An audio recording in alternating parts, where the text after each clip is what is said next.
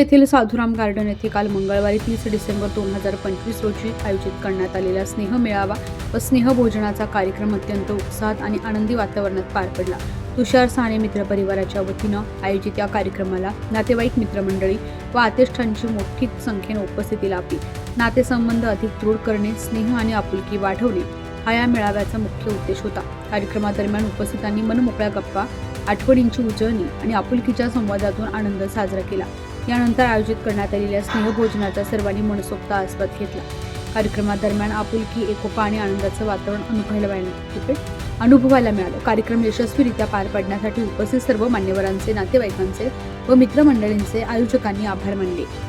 पूर्ण पॅनलला निवडून द्यायचंय। आता मी कामाच्या बाबतीत आता बाकी गोष्टी जास्त बोलणार नाही, पण बोलायला गेलं तर भरपूर आपल्या प्रभागात काय काय कामं केली, काय नाही केली हे सर्वांना ज्ञान आहे। मी ज्ञान आहे, सगळ्यांना ज्ञान आहे ना सगळ्या गोष्टी। तर आता जास्त न बोलतो मी थांबतो, कारण वेळ खूप आहे आणि सीमा आपल्या बोलणार आहेत।